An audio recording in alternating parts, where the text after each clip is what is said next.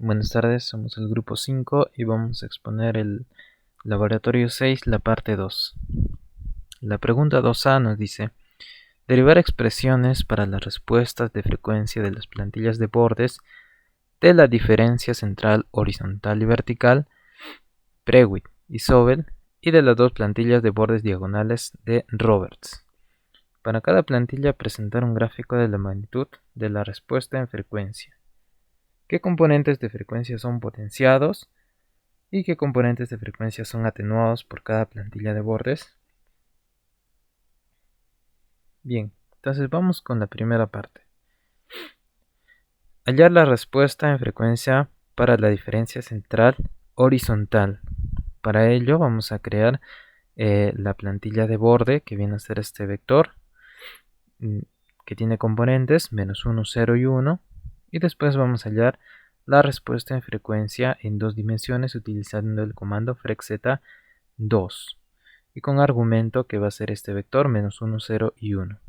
En la salida vamos a obtener su respuesta en frecuencia, esta matriz h diff or, y con sus valores en sus coordenadas x e y, ¿no? Las frecuencias. Tener en cuenta que la salida, estos valores de las frecuencias están normalizadas y están entre menos 1 y 1. Después procedemos a graficar una malla utilizando estos valores a la salida de las frecuencias fx y fy, y vamos a llamarle w sub x y w sub y. Luego vamos a graficar creamos la figura 1 y con el comando mesh graficamos el valor absoluto de la respuesta en frecuencia. Es decir, lo que nos piden es la magnitud de la respuesta en frecuencia. Luego llamamos al eje x como omega sub x dividido entre pi, porque está normalizado, y al eje y omega sub y dividido entre pi. Y el eje z, la respuesta en frecuencia en norma, ¿no? En módulo. Bien, entonces a la derecha se puede apreciar la respuesta en frecuencia para la plantilla de borde central horizontal. Más abajo, para la plantilla de borde central vertical, vamos a utilizar el mismo vector, pero vamos a hallar su transpuesta, ¿no? Entonces con su transpuesta vamos a graficar la respuesta en frecuencia para la diferencia central vertical. En esta imagen podemos observar la respuesta en frecuencia de la plantilla de borde central vertical. Después vamos a la plantilla de borde Prewitt vertical. Más abajo, la Prewitt vertical.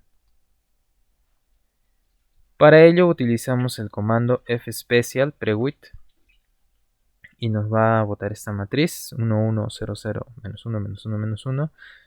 Y lo mismo que hacemos en el anterior paso, aplicamos el comando frexz2.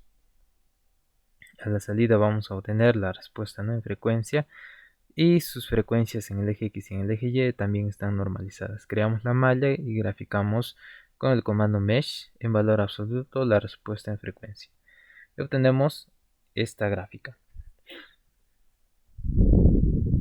que viene a ser la respuesta en frecuencia de la plantilla de borde Prewitt vertical, ¿no? Asimismo, hacemos para la plantilla de borde Prewitt horizontal, como se puede apreciar aquí también en el eje X, la gráfica. Y después pasamos a la respuesta en frecuencia Sobel vertical. Sobel vertical, lo mismo, utilizamos el comando fspecial, aplicamos a Sobel y tenemos la matriz 1, 2, 1, 0, 0, 0, menos 1, menos 2, menos 1. Aplicamos el comando frexz2 para hallar su respuesta en frecuencia y graficamos. También para la plantilla de borde Sobel vertical, Sobel horizontal. Y después para la respuesta en frecuencia para las plantillas de Roberts diagonales. Bien, para las plantillas de Roberts diagonales no hay un comando en MATLAB, pero vamos a utilizar esta plantilla, esta matriz 0, 0, 0, 0, 0, 1, 0, menos 1, 0. Aquí hallamos la respuesta en frecuencia y obtenemos aquí la diagonal. Más abajo obtenemos la otra diagonal, como se puede apreciar aquí. Entonces esto es la respuesta en frecuencia para la plantilla de bordes diagonales de Roberts, en los dos sentidos. Para la pregunta 2b, nos dice lo siguiente: en algunos algoritmos de detección de bordes, por ejemplo la detección de borde de Canny, la convolución con la plantilla de bordes se combina con la convolución con un filtro gaussiano para la supresión de ruido. Entonces vamos a generar una respuesta de impulso gaussiano con el comando fspecial, de desviación estándar S1 y de extensión finita. El tamaño va a ser 6S más 1 por 6S más 1. Calcular la respuesta en frecuencia del filtro gaussiano, utilizando el muestreo del dominio de la frecuencia que se utilizó en la parte A.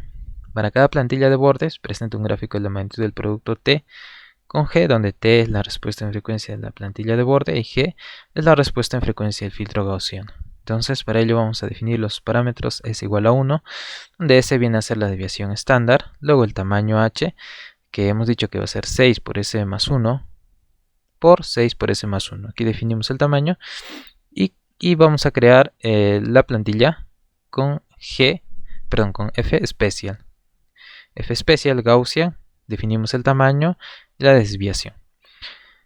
Después vamos a hacer la convolución porque necesitamos el producto de la plantilla de borde con el filtro gaussiano y hacemos la convolución en dos dimensiones. Sería para el primer caso la diferencia central horizontal que se ha mostrado aquí. Perdón. Sí, para el primer caso entonces obtenemos lo siguiente. La convolución de HDIF-OR con G. Y luego hallamos la respuesta en frecuencia a esta convolución. Lo mismo para la diferencia central vertical, la convolución y hallamos su respuesta en frecuencia. Después vamos a graficar la respuesta en frecuencia solo del filtro gaussiano. Más abajo vamos a crear subplots. Y aquí vamos a graficar otra vez la respuesta en frecuencia para la diferencia central vertical y para la diferencia central, la diferencia central horizontal y la diferencia central vertical. Más abajo graficamos la respuesta en frecuencia de la convolución del filtro gaussiano con la diferencia central horizontal y la diferencia central vertical.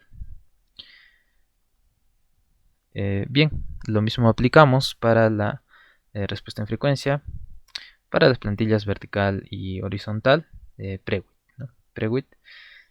Aquí observamos la respuesta en frecuencia sin el prefiltro gaussiano. Después aplicamos el filtro gaussiano y esto sería su respuesta, ¿no? Como se puede ver, estos rebotes, ¿no? Han sido anulados, básicamente.